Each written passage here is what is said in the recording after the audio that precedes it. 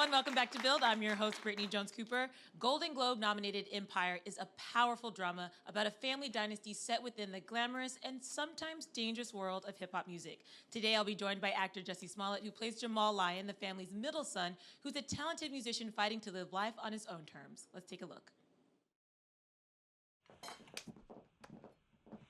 Ma. Yes?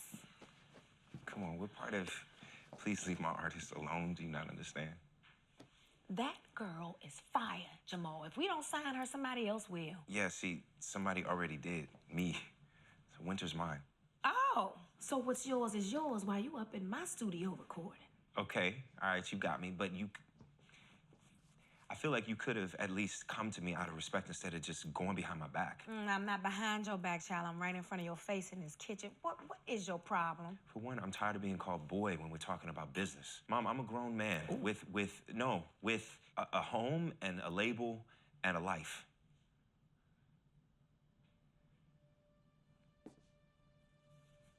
And a fiance. You and Kai? Yes. Oh, so you're talking about doing things behind people's back? I didn't know that happened behind my back. Or you could just say, congratulations, my son. Mom, really? Yes. You a beast, Cookie Line. I know. But so am I. Okay, whatever. You a pain in my ass, that's what you are. Everyone put your hands together for Jussie.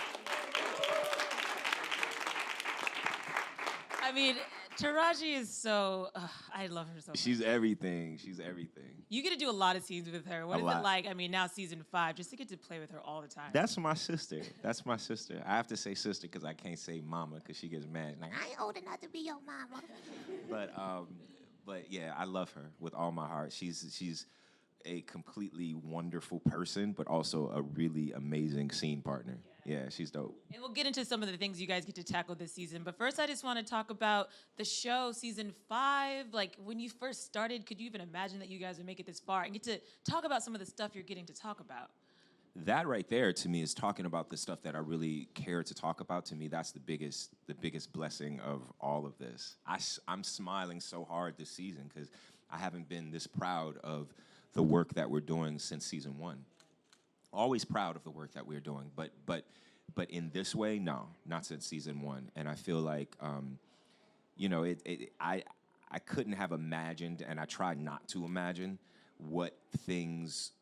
how things are going to turn out. And when you first start a project, I've been in this business so long that I never wanted to assume that something would resonate with people. You know what I'm saying? Because you just don't know. You just go out there, you do the best work that you can, and you hope that it resonates with everybody the way that it has with you, but you just don't know. I've done things that I thought people were gonna be like, what? And it was like, nah. And then I've done things I was like, ah. And they're like, what? So you just never know. But this is beyond my wildest dreams. It's been such a ride, and every character, if you go from season 1 to now, has just transformed in amazing ways. What do you think has been the biggest change for Jamal? Probably this season. You know what I'm saying? I think that as we get older, we start to set certain boundaries, not just with our families, but even with ourselves. You know what I'm saying? And I think that if you really go back to season 1, Jamal had like no boundaries for other people. And this season especially, he's been away for 2 seasons. He's been away for 2 years in London. He lost one of his closest friends in Tory Ash before he left. So it's very much so Jamal came back a man. Jamal came back and he left a man, but he came back a grown-ass man. So, you know what I'm saying? Come on, finger snaps. So even down with Cookie if you look at season 2, when we started to kind of hate Jamal for a quick second, you like, sure did. When his idea of setting boundaries was being disrespectful to his mama, you can't do that. You know what I'm saying?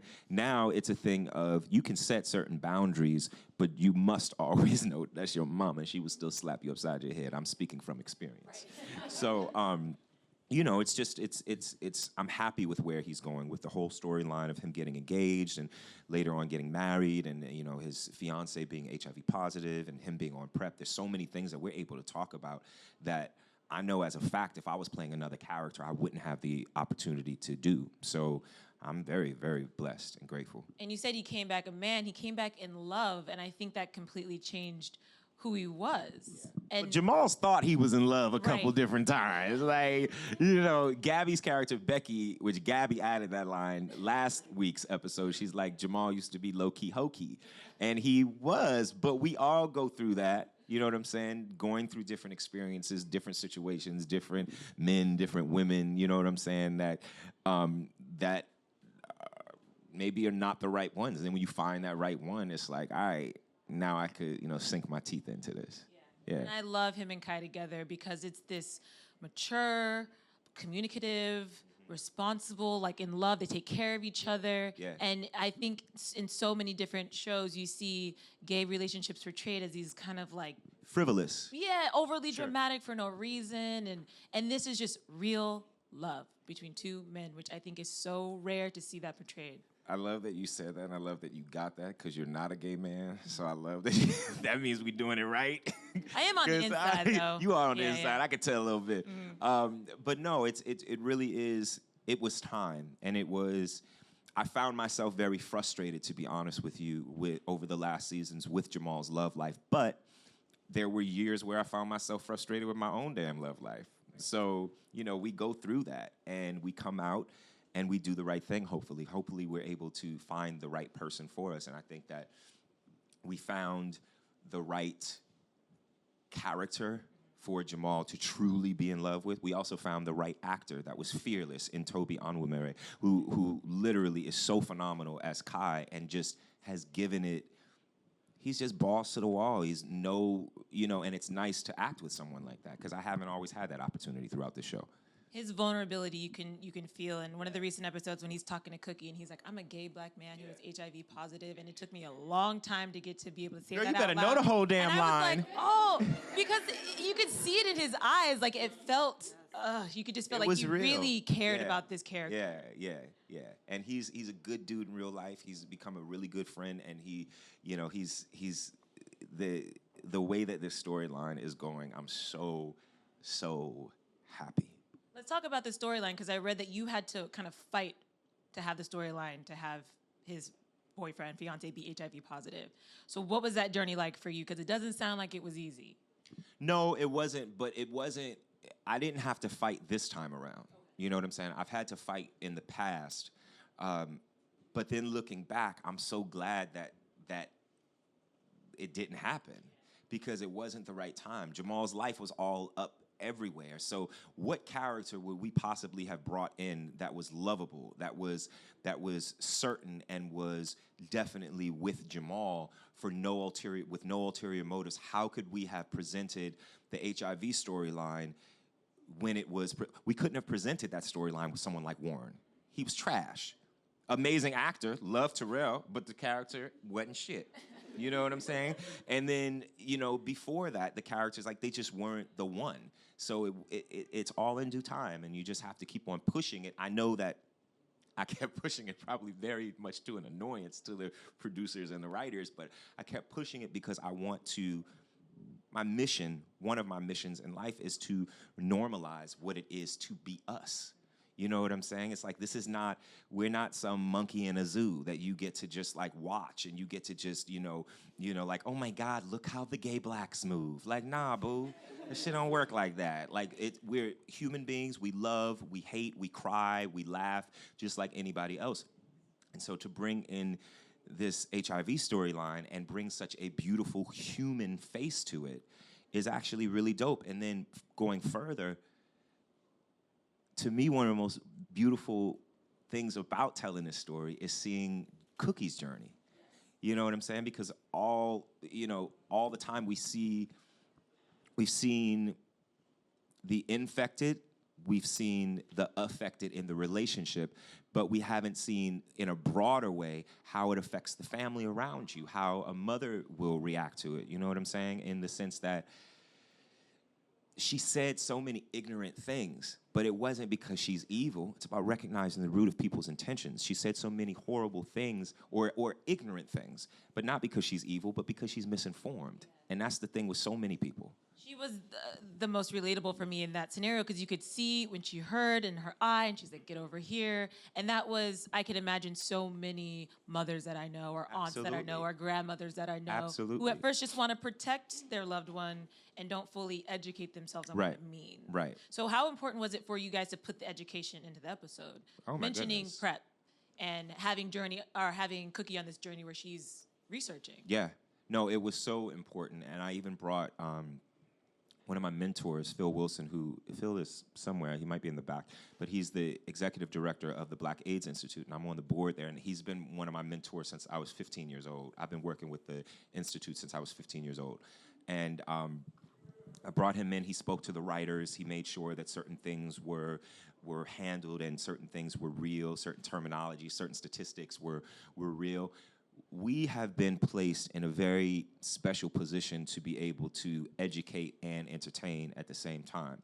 And Jamal, I got like a grip of communities on my shoulders playing this character. So it's like you can't ignore the things that are affecting us. You know what I'm saying? So, yeah. I think beyond Cookie's journey, I think Lucious, his Right? Come on, That Lucious was- with the growth. that was the biggest growth moment. I Because think. if we remember, I remember in season 2. I don't know how many of y'all remember this, because you know some people didn't really watch season 2. It's still available on Hulu if you want to get updated. It's okay. You don't have to. But if you watch season 2, right before Jamal gets shot, Lucious grabs me by the neck and he says, "You are a disappointment, and the day that you die of AIDS is the day that I'm going to celebrate." And I remember being in our executive producer, Senna Hamry's office, because there was this scene, and it was, well, it was season 2, so it was a season level scene. It was a season 2 level scene. But we were like, this is not real. And I remember sitting there, no disrespect to our writers, because they worked their asses off, but we sat there and we literally rewrote that scene.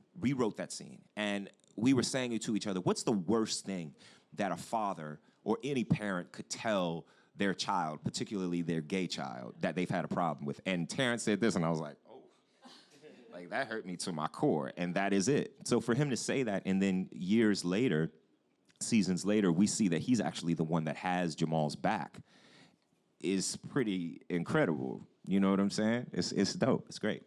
Not only has his back, but is also just sort of like, he's got it. Yeah. You know, like trust his son. You can see the progress they've made over the last 5 seasons because we know that they didn't really get along before. Well, yeah, and you also know that it took time to get here. You know what I'm saying? It's not something that happens overnight. You don't snap your finger and all of someone's ignorance is just poof, gone. But I think that, again, as I get older, I try my best to recognize the root of people's intentions. And I just think that sometimes people, it helped me when my father passed to understand him a little bit more, to understand what his theaters and ignorance was, you know what I'm saying? And so just people that want to learn, people that want to inform themselves and not stay ignorant, that's where we gotta go. Yeah, and you talk about staying ignorant, and I read a recent article in the New York Times, and you were saying, you know, you don't want these issues to be side stories. You want them to be main stories because you still know people who are losing their lives to AIDS because of maybe ignorance or misinformation or people not being proactive or... Because of stigma, because of denial, and it's stigma and denial. And then, so stigma leads to denial. Denial leads to not being honest, leads to dishonesty, and dishonesty leads to shame and hiding, which then is the reason why people are not going to get tested, because they just don't want to know. You know what I'm saying? It's the reason why people are not going on treatment, because they just don't want to know. There are people that are, Phil Wilson made a great point. We did Dr. Oz this morning, and he said that people are finding out that they have full-blown AIDS without ever finding out that they had the virus because they're not getting tested and not getting on treatment, and therefore they don't know. So you're getting sick, and I promise you, in 2018, 2019, we don't have to still be getting sick. We just don't. You know what I'm saying? If we do the work, if we educate ourselves. This is not a gay issue. This is not a black issue. This is something that people like to put into boxes, and when you put it into boxes, then the people that feel like they're not affected by it don't pay attention, and they end up dying. You know what I'm saying? And it's just like we're doing, I don't know. I just feel like it's too far along in the game to still be burying people due to this. I agree completely. I agree. Snap. For you as a gay man, do you understand the impact you're having? Because, like, for you, do you remember seeing any gay men on TV growing up, or do you understand the role that you're playing and the importance it has in our culture? Thank you. But I remember the first character that I ever saw that remotely resembled me was Wilson Cruz in My So-Called Life. But before that, no. You know, I love Elton John as a musician, but I didn't look at Elton John and be like, yes, I can identify with that. I'm sure that his story is beautiful, but it might be a little bit different than mine. You know what I'm saying? George Michael, love George Michael, but there wasn't anybody for me to. I know as a fact, and I say this with all the humility in my heart, that when I was growing up, if I had a Jamal Lyon to look at, I know that my understanding of myself would have been much, much different, and my understanding of myself would have happened much sooner than it did.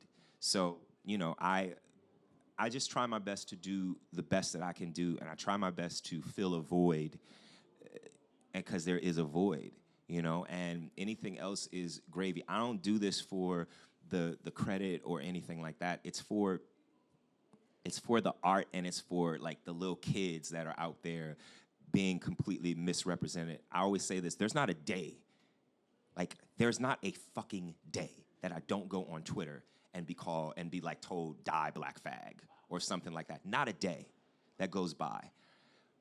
And it still hits me, but I'm strong, and I'm completely grounded in who I am. Like, I'm like, okay, it hits me, and then I'm like, okay, and fuck ya. Muting you.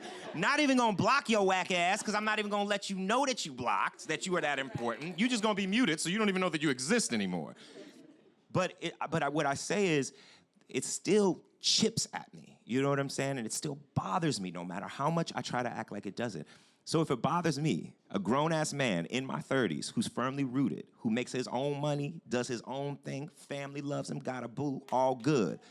But what does it do to the 8-year-old little boy that's called a black fag in school?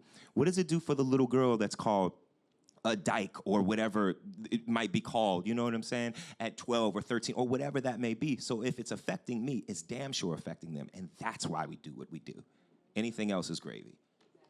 Yeah. And the show has also been a springboard for your music, too. Yeah. So where are we at with that? Because I know you mentioned you released your album this year, and the proceeds went towards the Black AIDS Institute. Yeah. So you're able to mix your art with your activism beyond the show, too. Yeah, no, it's dope. And I released my debut album, some of my music, a couple months ago. I went on a tour. The tour, we went to, I say this all the time, 4 continents, 7 countries, and 40 different cities. And I donated every single cent of the proceeds of the ticket sales to charity. So we were able to donate well over $125,000 to charity, and that's because people showed up and showed out, and so we did it. I don't know anything except that. Like, it's not, and it's, again, like, I don't talk about it, like, I don't post about it, I don't say ahead of time, like, oh, and the ticket sales are gonna go to X, Y, Z. It went to actually 8 different charities. It went to the Black AIDS Institute, For Your Rights Camp, Trayvon Martin Foundation, ACLU, HRC, Human Rights Campaign, Anthony Burrell Dance Theater, and something else. I'm so almost there. So I think it was 6 or 7, actually. Oh, and Flint Kids, so it was 7. Flint Kids, so it was 7. And I'm just blessed to be able to do that, man. Like, it wasn't for anything except to just do it. Like, that's my tithes. You know what I'm saying? Some people, they go to church and it's beautiful. I go to church too, but I pay, my tithes are giving it to the people. So that's just what we do. But I know activism has been a part of your family too, which I love about your whole crew, your mom. Like, so that's in you, and that's why it feels so genuine and authentic coming from you, because I know that that's like in your core. Yeah, like my mom grew up, and her main mentor, who's like one of my godmothers, is Angela Davis. You know what I'm saying? So, you know, Maya Angelou taught my mom how to swim. So it's just we grew up in this family where it's just like, nah, boo, you ain't got no choice but to do something for other people. I like to think that kind of activism is becoming more and more ingrained in people, you know, like it's in the families. Yeah. I'm hoping, I see it a little more and more, and I'm hoping it's not a rarity. No, we are in the middle of a renaissance. We are. We don't, as people of color, we don't want to be the only ones sitting at the table. We want to share with our sisters and our brothers. You know what I'm saying? You see all these so-called minorities, whatever that means, you know what I'm saying? Which I always say it's the we as the so-called disenfranchised or the marginalized, whether it be due to our race, culture, gender, sexuality, religion, so-called disability, whatever that may be. If we all join together, which I'm starting to see, if we all join together, these so-called minorities, we would be a majority that is unstoppable. Because at the end of the day, the majority, who's the majority? A bunch of old white dudes that got together one time was like, hey, dude, you're from Austria, you're from England, you're from Ireland, let's call ourselves white. But if you break that down and you separate them, ain't nobody the majority. You know what I'm saying? So all of us join together. That's what we need more of. More love, more love. More love, I agree. And let's go to the audience, because I know we have a couple of questions for you before we get out of here. So who do we have first? Oh, back there. Hey. Hey. Do you feel like in some ways your personal life is parallel to the life of Jamal? No. I think a lot of y'all think that. But no. Our hearts are the same. You know what I'm saying? I think that, you know, Jamal was a character with one script before I became him. So I do think that some of who we all are, you know what I'm saying? Obviously, for instance, Taraji brought her whole self to Cookie, but she's not Cookie. You know what I'm saying? It's a piece of who she is. Jamal is a piece of who I am, but he is not me. I've had to work for every single thing that I have. And Jamal, sorry, boo, you was born into some money situation. You wasn't rich always, but your daddy is Lucious Lyon. My daddy was Joel Smollett, who worked in the manholes and was a cable splicer and worked every single day, got up at 4 o'clock in the morning and worked every single day. The drive and the work ethic that I have, I learned from my parents because we didn't have anything. It's funny now because now I see, like, definitely people see my life, and there are certain things that are taken. The relationships and all of this type of stuff are taken. I've been with my dude for 2 years. You know what I'm saying? I'm just like, really Kai and Jamal. But you know, there's certain parallels, but we are certainly not the same. Certainly not the same. Next question. Hi. Hi, boo. Is there another message or storyline you're looking to bring to the show? Yeah, it's a really good question. Yes. That's all I would say because I don't want to say out loud and then they end up being like, well, you said it, now we can't do it.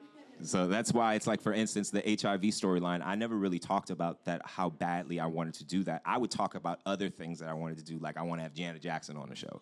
You know what I'm saying? But that's doable, and that's not something that I have to like watch out for them to be like, well, now we can't say it. Yes.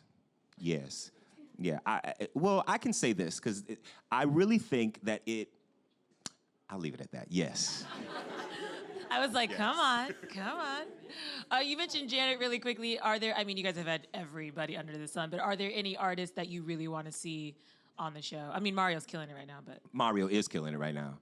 But Mario's on. The reason why I love Mario being on is that Mario is obviously an incredible vocalist, but he's also an actor. You know what I'm saying? It's like he has a real storyline. He's not just coming on as Mario just to like make people excited that Mario is there. Like, Mario is a real artist, and he's a really good, of course, he's a phenomenal vocalist, and he's killing it with the music. But he's also an actor, and a real actor. So that's why he was brought on. I would love, obviously, for Janet Jackson to come on, and I would love for Usher or Maxwell to come on, because I just feel like Maxwell? If Maxwell came on, shit is about to be popping. Like, yeah. You just want that duet. I just want that falsetto duet, man. That's all. That's all. But with that said, I stay away from talking too much now about the guest stars, because when we first started, we were the little train that could, and wasn't nobody checking for us. And then when we became a hit, everybody's managers were calling. It's like throwing a party where you ain't really got no friends and ain't nobody coming to your party. Then they start realizing that your parties are popping. Then everybody comes, and all of a sudden you're looking at your house, you're like, my damn house can't hold all these motherfuckers. And that's exactly what happened in season 2. It's like, Ludacris should have been on the show, but what he playing a damn police officer like that for? You know what I'm saying? It's like, we don't want to get wrapped up. And the second that we get, the times that we have failed the fans and failed the viewers and failed me as a fan of the show, is when we get away from the family, is when we get away from the heart of the show. It is a musical show. It is a show about celebrity. It is a show about pop culture. But that's the backdrop. The show is a show about a family trying to make it work and fucking up all the way along the way. You know what I'm saying? And the second that we got back to that, that's when we win. Period. Last question. But Maxwell and Janet Jackson and Usher can still come on the show anytime. Last question. Hey, Jussie. Andres Flavor. How you doing? My question is, how important was it for you to direct last week's episode, and how have you improved from your first directing debut to now? That's Andre. I love Andre. It was always important to me. It's always important to plant seeds and not do one thing. I can easily get creative blue balls, and where I'm just like, sorry. No, that was actually really relatable. I was like, But get I it. feel like the second that I say that, all of y'all understand exactly what I'm saying. You know what I'm saying? Where I'm just like, I'm grateful, I'm happy, I'm excited, but I'm no longer being fed because I'm doing the same thing over and over. So you got to shake it up sometimes. And also, planting seeds, Empire's not going to be here forever. So I can't just sit here and be like, well, I'm just gonna sing, woo, woo, woo, woo, woo, my daddy hates me. Like, no, like, I gotta do more. I have to feed my creative soul, or else it doesn't make sense. But that's why I've directed all of my music videos for my album. We went everywhere from LA to Miami to South Africa to do the video for Hurt People. This will be the first video that I'm not doing. We're about to do the video for Haha I Love You, and Mario Van Peebles is gonna direct that. So it's gonna be amazing. It's so fucking dope. It's gonna be so fucking dope. But yeah, directing is important to me, because being able to create in every single way possible, that's what we're supposed to do at all times. And you're so multi-talented. You Thank just you. sang that little throwaway line. I was like, can I get that on a track? Or it was so beautiful. I love talking to you, and I love your activism and your acting and your singing and everything you're doing. Keep doing it. If you guys want to check them out, make sure you watch Empire at 8, 7 Central Thursdays on Fox. Give it up for Jussie Smollett. Did you just say Thursdays? Oh, sorry. You better rewind that. It's Wednesday.